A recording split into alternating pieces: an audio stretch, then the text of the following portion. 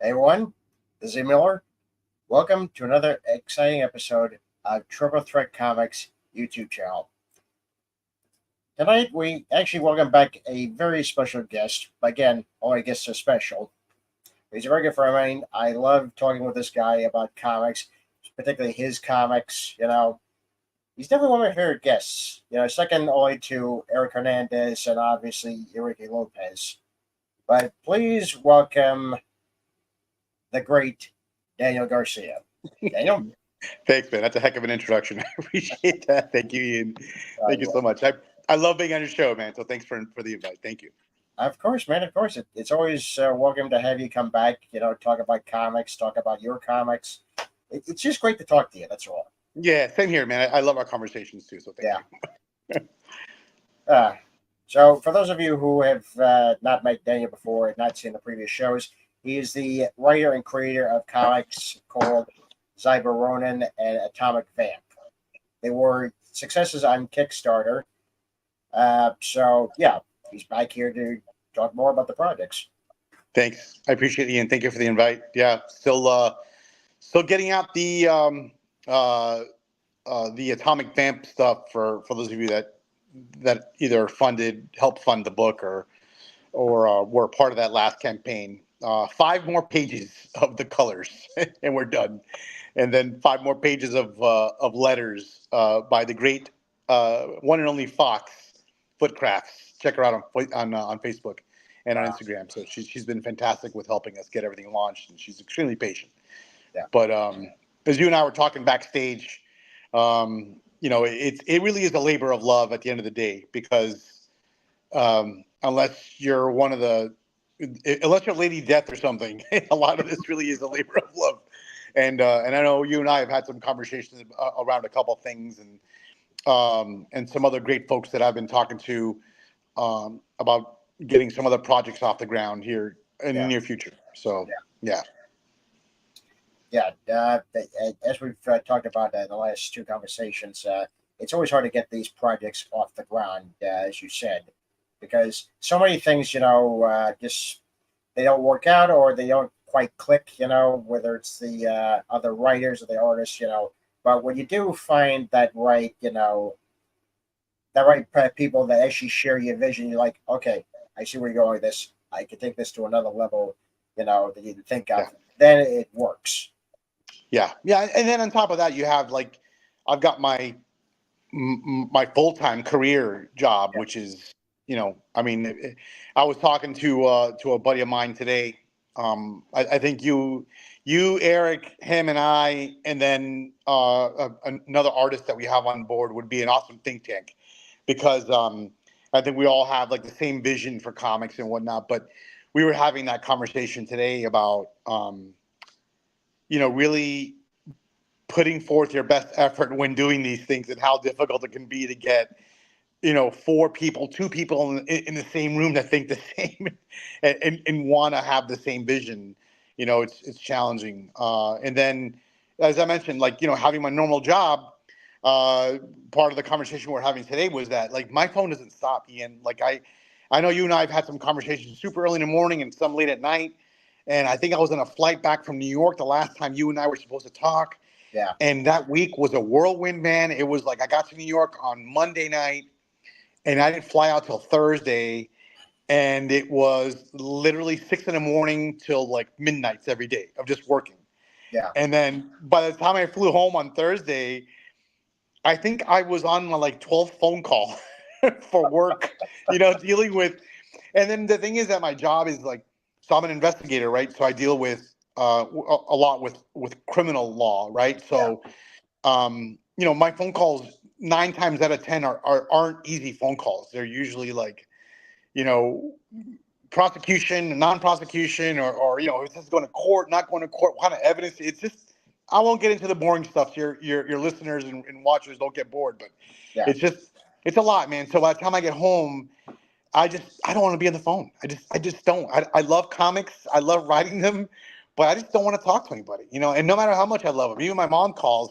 I swear to God, she'll call me, and I'll be like, "Yes," and she's like, "Oh, I could tell you've had a bad day." I'm like, "Yeah, you don't want to hear about my day, Mom. It's been rough." So, But anyhow, but you're right. Like getting everyone together that's on in the same page that wants to do the same thing, dealing with your personal stuff. You got to set all of it aside, and you just got to make comics. So it's challenging. So Yeah, no, especially with your line of work. I remember a famous story that Patrick Stewart always tells, about this Las Vegas cop.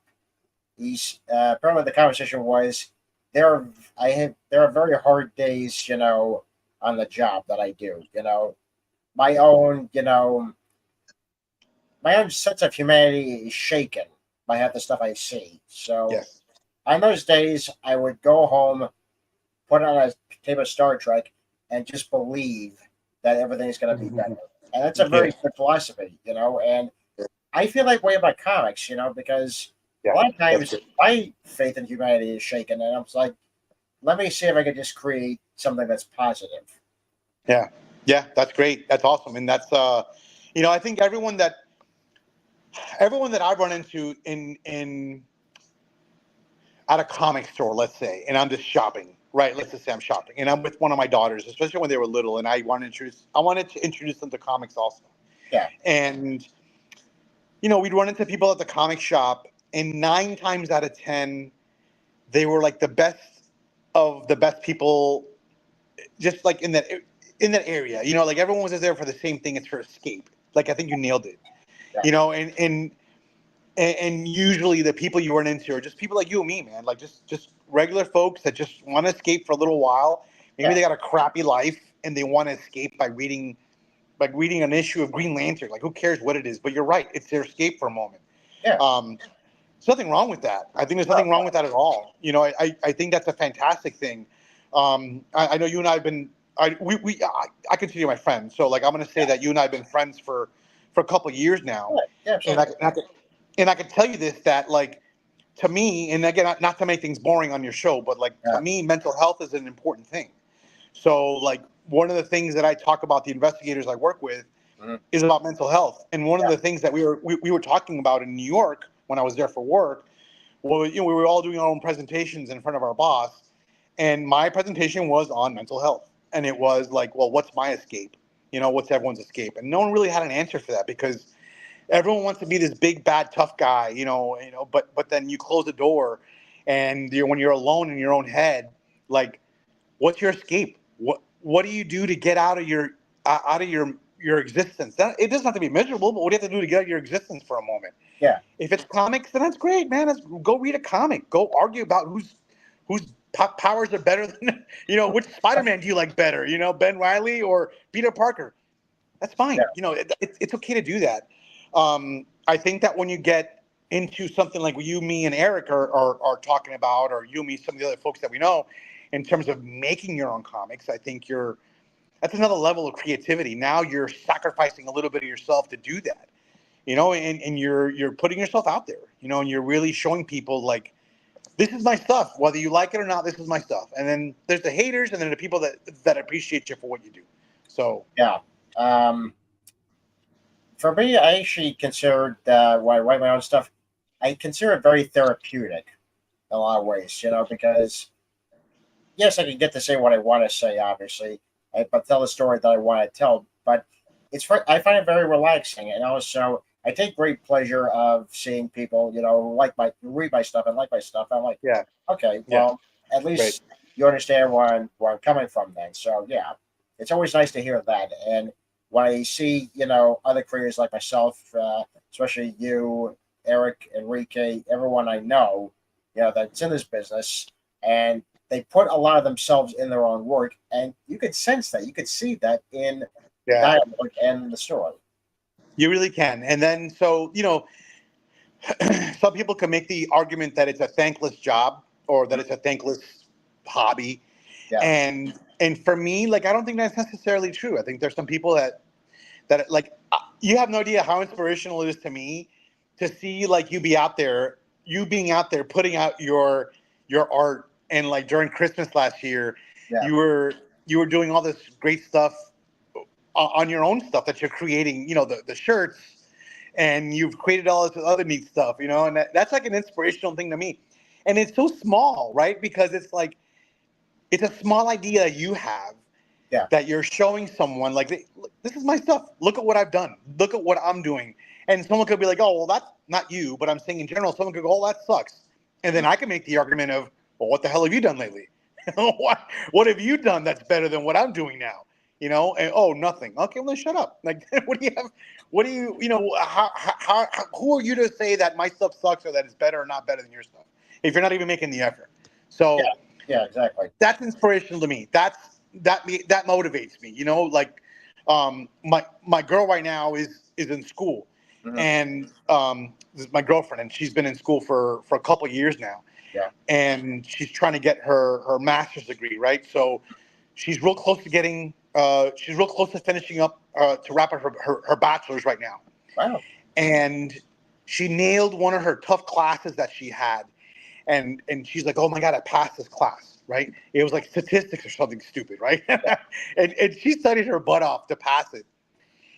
And what she doesn't realize is that by me sitting there watching her struggle and do good for herself is inspirational to me because that's my inspiration. And if you, as Ian, can get an inspiration from someone else because of something cool they did and it makes you a better person, then go for it. Then do it. So that's my thing with comics is like I'm gonna put out what I can when I can, and if you want to be a part of it, let's do it. If you don't, then that's fine too. But Yeah. that's my contribution to my family and my daughters and to my friends. That's mine. Well, that's a good way of thinking, and it's so true. It's so right. Um, I recently had Michael Hughes, the Batman producer, on, and Yeah, I'm currently reading his autobiography, which is a great book, cool. by the way. If you guys haven't read it, it's called "The Boy Who Loved Batman," and I'm just reading all the stories. I'm like, my God, he was he was very brave, very bold. I was like, this is inspiring. So yeah, and I've already. Here's the thing: when I started out, doing this type of work, I was trying to get just to be brave, be out Yes, there. yes, right. Yep. Yeah, sometimes it's not easy. Sometimes it's pretty much a crapshoot. But I hate to say, it's worth it when you get when people get it. It's totally worth Yeah, it. But here's my I've always tell this to you folks: you have to put yourself out there. You have to yeah, put yourself out there, even if you're gonna fail. And yeah. trust me, you will get a lot of no's, in your Mhm. life. You will, but it only takes one person to say yes. That one person that changes everything. Yeah, yeah.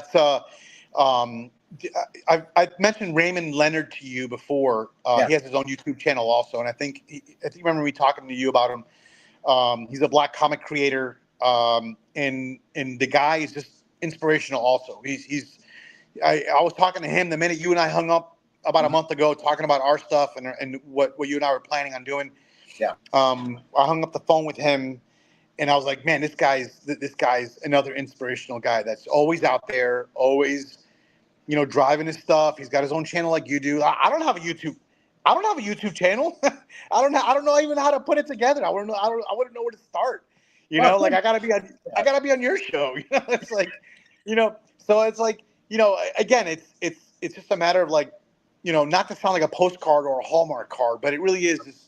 You're right, man. It's like you gotta just get out there, man, because like at some point in time, Ian Miller has left something behind for the world, even if it's not the world, even if it's a small audience. The same thing with me, man. Like we're leaving something behind. Not everyone can say that. Not everyone can say, "Oh yeah, I wrote something, and it got published," or someone read it or someone saw it. Like who can? How many people can say that? Yeah. So it's just again, it's just do it, man. Just go out there and just there's obviously a financial obligation that goes with it, right? There's moments when I'm sitting here and I'm dishing out all this cash and I'm like, what the hell am I doing? Like, am I freaking crazy? Like, I just spent I don't know how many thousands of dollars on the last Kickstarter to put it out, and then to sit here and go, okay, well, I kind of broke even a little bit. Now what do I do? I gotta, but it's what I love to do. It's just it's my avenue to vent and to I guess to challenge myself. So be it. Yeah, you're absolutely right. And I think when you look back and your kids look back and they'll be like, my dad did this. My dad Yeah, did this and right. loved it. And I could see why he loved it. So, yeah, Yeah, yeah. It's pretty cool. So like my youngest has graduated from acting school, and she's that was one of the reasons why I was in New York last month. uh, I think I told you I was going to school to go. I was going to go see her last show, I should say. yeah, But she was inspired by the stuff that I did. When she saw me, going to school or getting certain certifications for my job, and then she saw my oldest graduate, so she saw that inspiration. She wanted to do what her sister did. So I think if you surround yourself with people like that, and you know, something I read really hit with me real big was don't ever be the smartest person in the room. If you're the smartest person in the room, then you got to get out of there and go somewhere else and be the dumbest person in the room. yeah, Everyone around you should be more intelligent and more capable of doing your job 10 times over because that's where you're going to learn and you're going to be inspired by that. yeah, So, we gain inspirations from everywhere. And that's, one of mine is talking to people like you and to people like, as I mentioned, to the Raymond Leonards of the world and just gaining that inspiration to move forward. And then just know that there's a risk that comes with it and be willing to take that risk and say, all right, I'm going to do it anyway. yeah. Yeah, especially when you're doing Kickstarters, because I know, the first Kickstarter you had, even though it was successful, you did struggle a little bit. I understand It that. did. Yeah, it sure did. It sure did. Yeah, Yeah, it did. It was again a labor of love, and I had a lot of people backing me. Maybe not necessarily financially, but backing me, like putting this stuff out on Facebook, putting it on Instagram. And that was a struggle to put out because I lost money. So you got to figure out how to get these things done. So for anybody that's watching or listening right now, if you're gonna, and I think I've said this on your show before, yeah, if you're gonna do a Kickstarter, be prepared to lose money and be prepared to, um, to just not necessarily struggle, but just be ready for whatever may come, because it's not easy. So, but it's worth it in the end. yeah. I would just say, with between the difference between the first one and the second Kickstarter, obviously you have learned a lot, especially Yeah. when it comes to the financial stuff, and also the way you market the title. Yeah, yeah. So what I'm learning is that in conversation in conversing with other artists, writers, and stuff, is that I think people like to see consistency. So if you're planning on doing a one issue book, and you don't do well, it doesn't mean to stop. It just means that like you need to be more prepared. So if you're launching a Kickstarter and you're have a story arc ready, 5 issues, 4 issues. Be Yeah, ready to have people look at your stuff and go, oh, okay, this guy's serious. He's not just putting out one book and then like years later putting out another. I think consistency has a lot to do with it. So while Cyber Running didn't do great, it doesn't mean that we're not working on stuff in the background, right? So there is stuff happening right now as you and I are talking. There's stuff going on, but there's also stuff going on that you and I were talking about not too long ago. yeah, I think it's always having something cooking, always have something brewing, always be ready to like, to put out the next best thing, and don't just do one of. It's okay if you fail. It's all right. You just got to keep trying until either you move on to another idea or your idea kicks off. So it's challenging. yeah. Well, here's the old saying: you get knocked down, you get right back up. Yeah, yeah, yeah, yeah, yeah. Fall down seven, get up eight. Yeah, that's a Yeah, Japanese proverb. Yeah. basically. Speaking of inspirational, we were at I told you I was at the Space Center, Yeah, and I'm not comparing a comic writer to a scientist that created the space shuttle. I'm not, but it was pretty inspirational to see how like a group of people can get together and design something like the space shuttle. yeah, And then you know again, I'm comparing scientists to comic writers. I know I'm not. My point is that it took a lot of great people with a lot of great ideas to come together to come up with something that was obviously a marvel of human. How did I put it the other day to my wife? I told her this is like a marvel of human ingenuity, right? And it's like it's an emotional moment when you see it like live right in front of your face. The space shuttle Atlantis is sitting there in front of you, Yeah, and it's really inspirational. So I think when you get some people together that want to do something bad enough, I think you find a way to do it, and then you just got to stick to it and just figure out the working mechanisms of it and the little nuances that will either make you forgettable or make you remember, memorable to people. yeah, So it's what's the difference between someone that you forget and someone that you are like, oh yeah, I remember that guy. That guy Ian Miller is really cool. He's done some great stuff. What's the formula to that? I don't know. I guess you got to figure it out. exactly. But yeah, so you said you're about 5 pages away from the letters and the colors for Atomic Vamp. Yep. Yeah. Atomic Vamp. So Foxfoot Crafts is putting together the letters for me. We're 5 pages away from the letters. I just got to send her the rest of the book, and then 5 pages of the Laser Wolf book, which will complete the 10 for the back of the book. Everything else is ready though. We got all the postcards are ready, all the cards are ready. Fox took care of all that for me. Literally just finishing that, getting it printed, and mailing it all out. So I'm hoping that by the end of July we'll have that done, and then we have some other stuff cooking. I know you and I have something brewing that we've Yeah, talked about, and then I got something else that I'm working on with a buddy of mine, Trevor Metz, who has Crossfire Comics. So him and I were talking about doing some things, which I'm way more. I have a lot more accomplished on that. I have a lot of pages done by a lot of great artists. I have a lot of great pinups done. yeah, But I don't want to stop. So once I'm done with this Atomic Vamp stuff, we're gonna roll into that. And then when I'm done with the Crossfire stuff, then you and I will do something. And then I have, other projects that I want to plan down, towards the end of the year. But it's time consuming. So as you know, it all takes a lot of time. So yeah, absolutely. I'm very excited about the project you and I are doing. We can't really talk about too much, folks, because we're still in the developing stages. But I have to say, he thoroughly enjoyed the treatment that I wrote and the yeah, design that I gave him. So oh, it's great. I love it. Yeah, yeah, so yeah, yeah, obviously we're gonna figure out all this, the whole story and all arc and all of that. But yeah, very excited about that. yeah. And we got Eric. Your buddy Eric, who we were. As a matter of fact, I got a message him to say hello, but Yeah, it's been a few weeks since him and I have talked. And I know he's busy too, but um, and we got Eric helping out with it, which is great. I can't wait. And then I know you'll put some stuff together for us as well. And so I think it's gonna end up being some really neat stuff. But once we're ready, I'm guessing towards the end of the year, like maybe winter when like the summer's over, or maybe even fall, we can start like talking about knocking it out maybe towards the end of the year, which gives yeah, us some time to figure it out. But I think you know I I think great things sometimes take a long time to get done. So but it's yeah, that's the truth, because I remember, when I was watching the making of the Death of Superman comic, they would have the writers, the editors, even the artists would be in one conference room. They would have these great big white sheets, and they would put on the sheets what's going to happen in each issue and of each month, yeah, yeah, yeah. because you had four writers, you had four artists, and they need to be on the same page.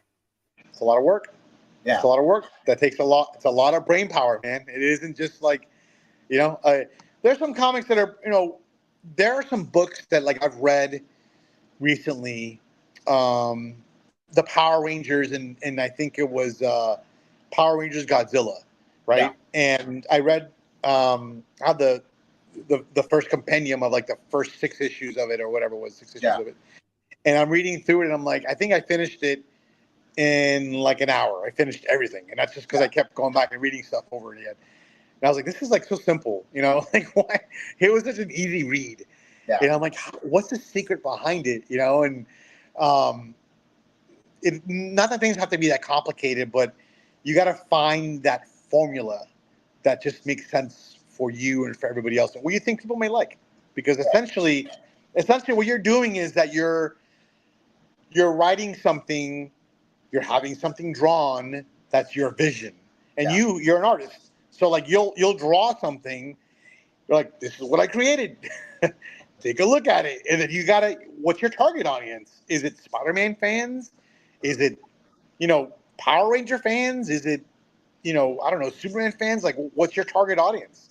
Who's Yeah. gonna read that? What is someone gonna like what you drew?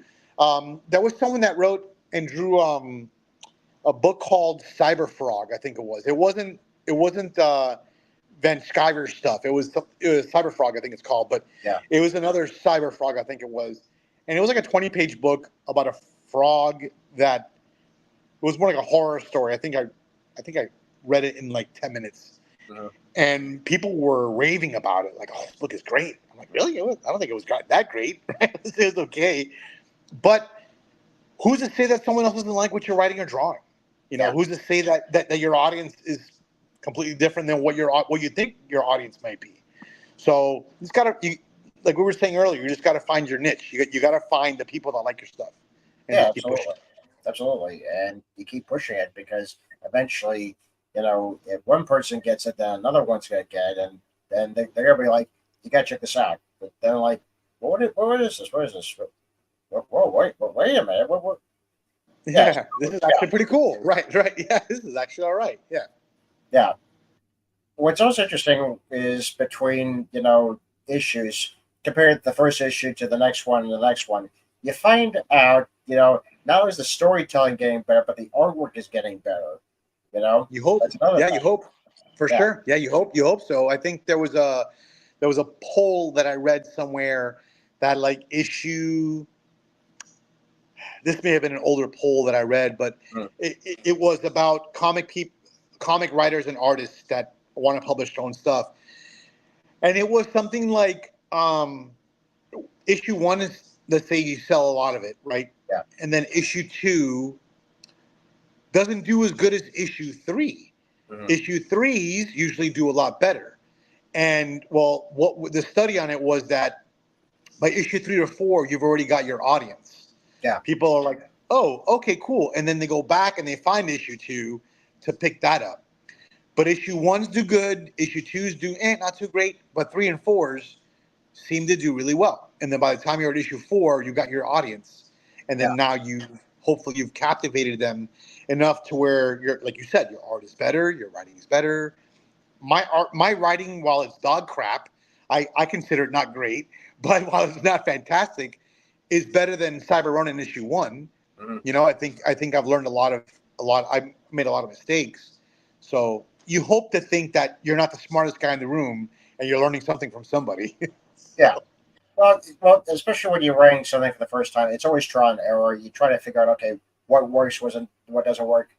I always believe that writing the dialogue, you should say it out loud to see if it sounds natural. If it sounds like it's fitting the world that you try to create. You're trying to fit the character, and a lot of times it does help, to read out loud and also make you think, okay, how can I make this better, or what was I thinking here? What was this process? Why did I write that way? Exactly. Um, so for me, when you're writing a character, I think, and I could be off here, okay, I don't have the answers to everything, but I think that when you're writing a character, um, and this is probably writing 101, okay, so I'm not telling you or anybody else that's listening to this, watching this, something that they don't know. Yeah. This is just what I've read and I understand, and I'm kind of understanding that more now. Yeah. Character development, right? So I think what is difficult for me as a writer, Mhm. and even as like a director or a producer of a comic, right? And Yeah. because you're directing essentially all the panels, Yeah. you're Exactly. directing how things are going to look, you're directing what people are going to say, you're writing what they're going to say. For me, when you're writing a character, the way you develop depth with that character, you give them, and again, Ian, I may sound like a total idiot by saying this to you, but this is my belief.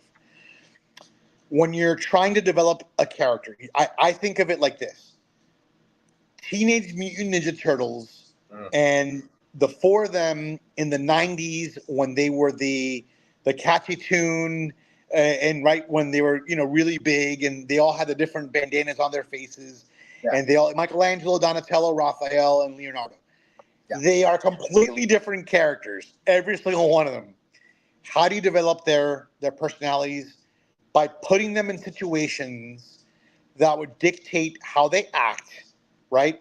And then how they would respond to something that occurs to them or around them or to someone else, and how they behave during that action. Yeah. So for me, when I think of, and I think it's the computer nerd is Donatello, I think, if I'm not Yeah. mistaken, and Michelangelo is like the goofy skateboarder, and Yeah. then we know who Raphael is. He's everyone's favorite turtle, and then there's Leonardo, who's the leader. Yeah. But what makes Leonardo? What gives him his leadership qualities? What is he doing in the show? Like Cyclops, right? Cyclops is the same thing. Everyone hates Cyclops because he's a tool. I don't mind him. I think he's okay. Yeah. Everyone loves who? Wolverine, because he's the badass, right? That's what everyone wants to be, is the badass. Exactly. Um, but if you look at the writing, that's perfect. So you're building character development. Yeah. Cyclops is always like, yo, Wolverine, stay away from my chick, right? Hey, come on, team, let's go do this. Hey, let's persevere through these tough times of what's going on. Yeah. Sometimes he may be afraid. Sometimes he's the leader in front. Sometimes, so for me, I'm kind of going off on a tangent, but for me, It's all right. Sorry. Go on.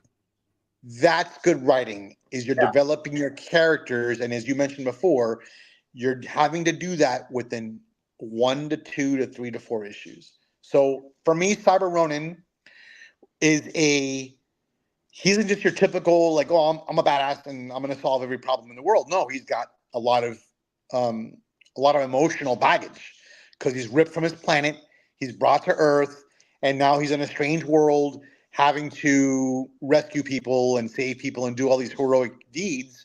But he's also very stoic. He's also very like loyal and um, very like strong as a character, but he's Yeah. also got his flaws too. So that's kind of how I wanted to develop him as a character with writing. So it can be challenging.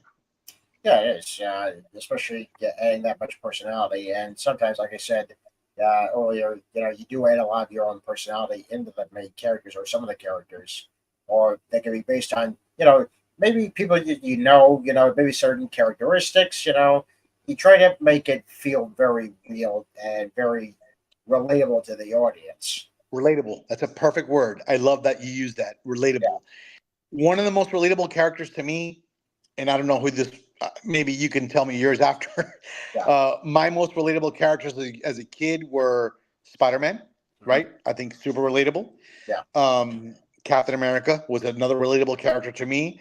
Yeah. Wolverine was, Green Lantern, all very heroic people, characters, I should say. Yeah. And they were just relatable to me, and it was like, and I think that's where you have to be able to, when you're writing, is like, you can't just always be, I'm the baddest dude in the room, right? Like I'm not, I'm always like Mr. Badass. It's got to be like, you got to add some depth to that. So how you add depth to it is up to you. Like, is there an ailment the character's dealing with? Is there a death of a family member? Is there, did his favorite restaurant close and he's not able to go there anymore? Like, what's his one thing that he can offer the reader that says, I can relate to this guy. Yeah. Daredevil for me. Growing up in a crappy neighborhood in Miami, as a kid, Daredevil was way relatable to me Yeah. because he was helping the poor people in Hell's Kitchen, to fight off the drug dealers and all the bad gang members that were, always causing problems. Yeah. So it was relatable to me and all the kids that I went to school with that were these gangbangers that were horrible kids. But then I took out a comic once and I was in front of these like gang members and I was just sitting there reading my comic, and one of them walked over to me and goes, "What are you reading?" I'm like, "Daredevil." And he looks at me and he's like, "I like Daredevil too." And he walked off and I was like, "Did that guy just tell me he just shot up the school like 2 days ago and he's telling me he likes Daredevil?" I was like, "Holy shit." And I was like, "Wow." And that kid became my friend later on. Like, it's the weirdest thing. But that was relatable to him. That was Yeah. that was his thing. That was his thing. So I want to ask you though, who were some relatable characters to you when you were a kid? Definitely Spider-Man because was definitely very much a nerd. At that point, comics and all that. I was a nerd before it was cool to be a nerd.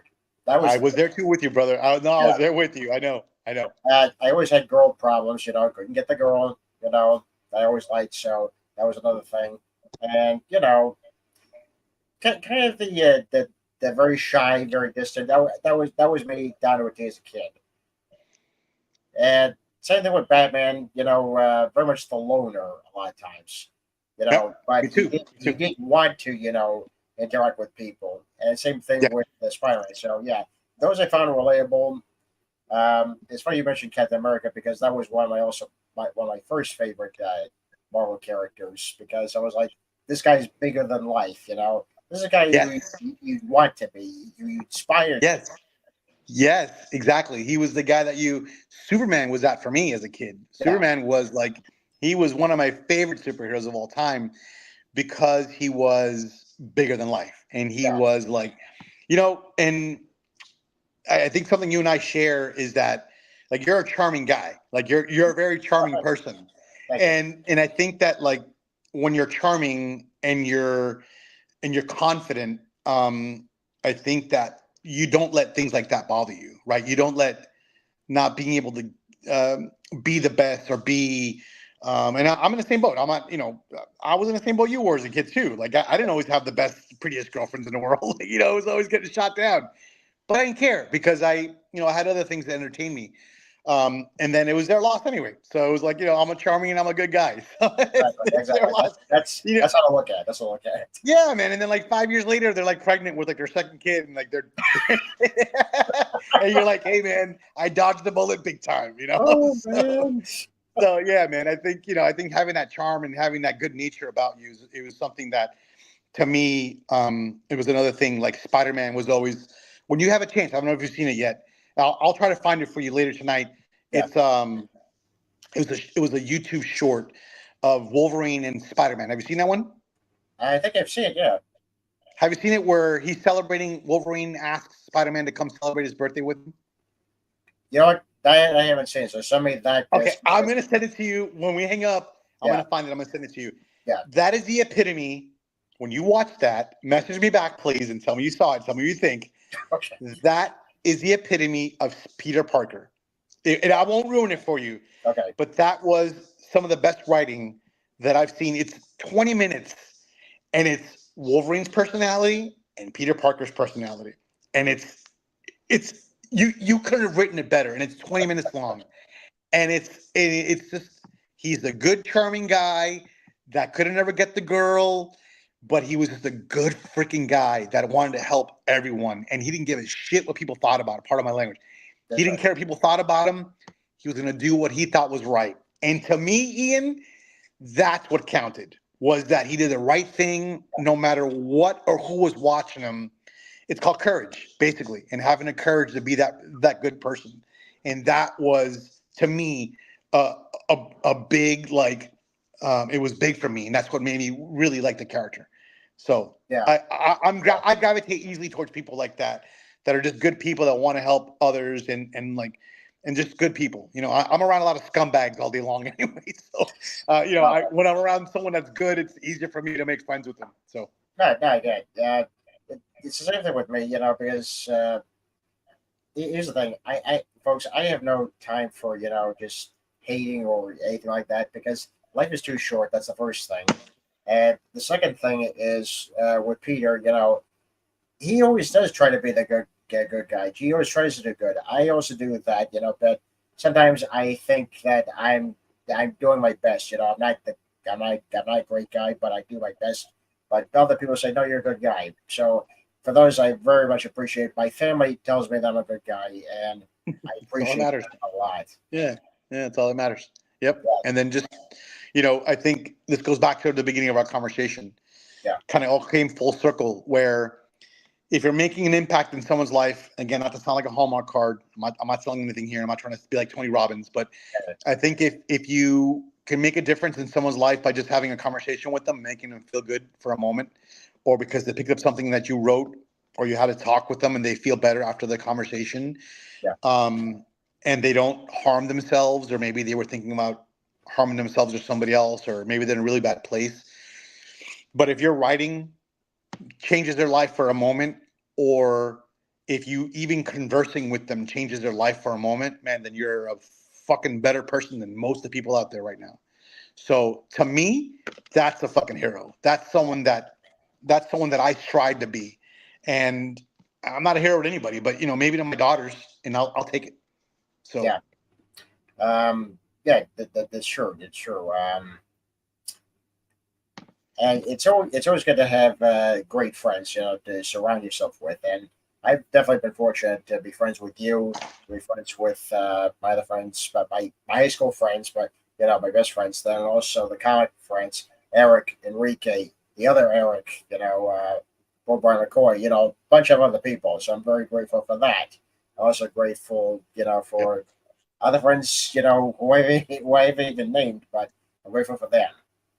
Yeah, yeah, and and Yeah. and you've done something for them also. I'm sure at some point in time. Again, you're just a charming dude, and it's always great to talk to you. You're always just you're very friendly, you're very accepting, you're very charming, and like I'm sure at some point in time you've made a difference, whether they may not even know it. You've touched them somehow. Maybe with your writing, or with like I said to earlier when we were talking, that like you were inspirational to me when you're out there doing your own thing. I think people like that are inspirational just in general to me. That's the way I feel. So maybe you've touched them somehow also, to where they're like, hey man, that guy Ian, he's a great guy, and he's it makes a big difference. Well, I definitely try, but especially with people and with guests like you, that are creators, and also even the guests that I've had the last couple of times, the last couple of episodes. Even the people who have been in the entertainment business for years. I still talk to them because I still want them to succeed. I want to promote them as well. You know, so Yeah, I just say that with everybody that comes on the show. I want to make sure that you guys succeed. That's the thing.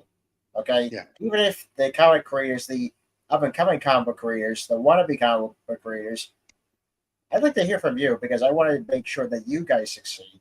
You know, and hopefully I would have helped with that. Especially with you, Daniel, especially with again Eric, Enrique, everybody yeah, yep, on the show yep. so far. So thank you for that. Huge. Yeah, that's huge, man. And that's again, just every time I come on like your show, I always feel re-energized. I'm always ready to go. So that's a good thing.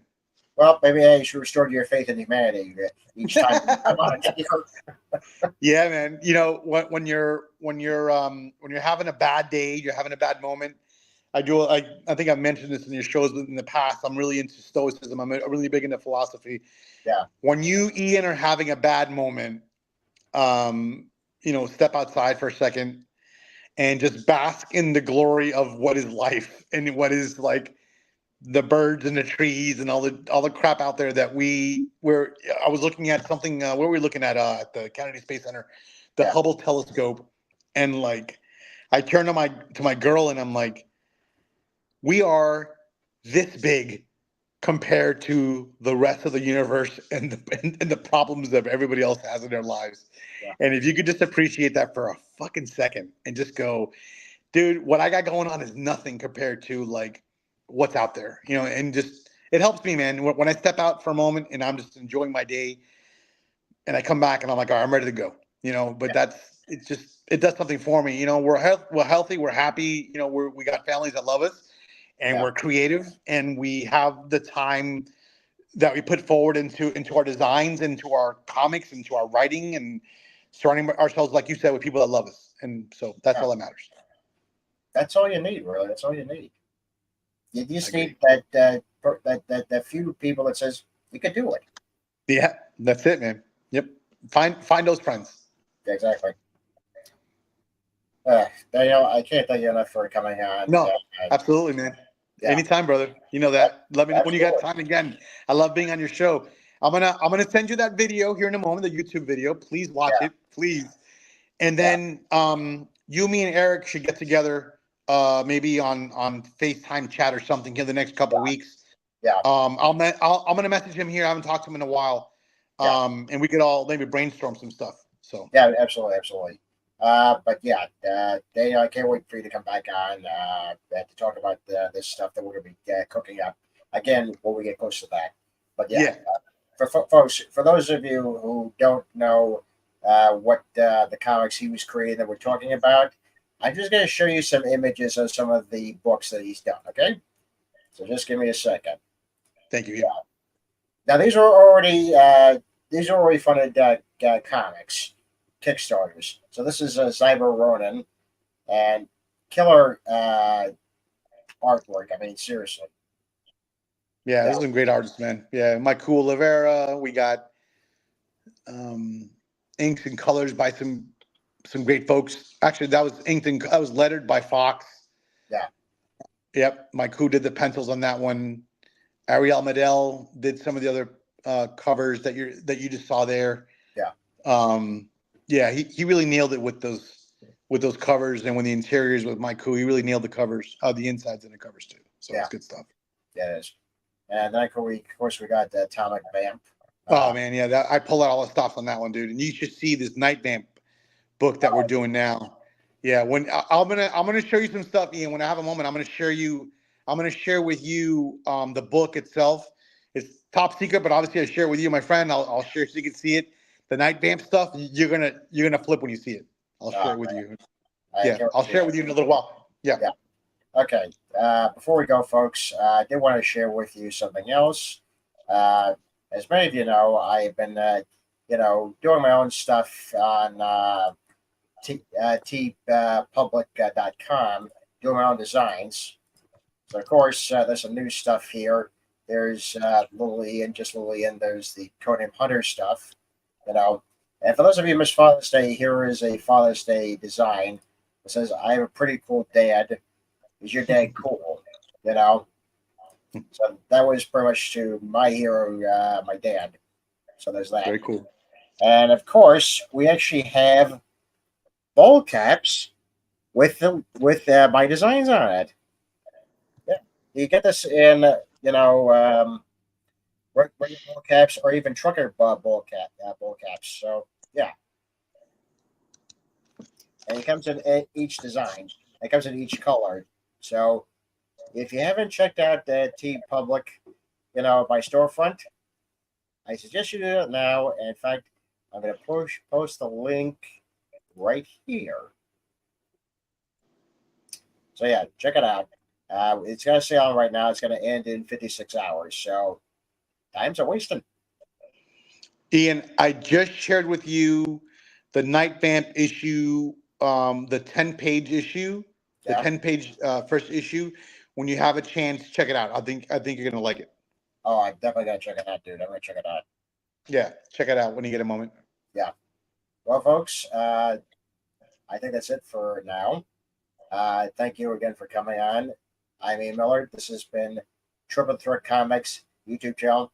Join me tomorrow where we have Gary Wolf, the creator of Roger Rabbit, on. Have a good night, folks. See you, brother.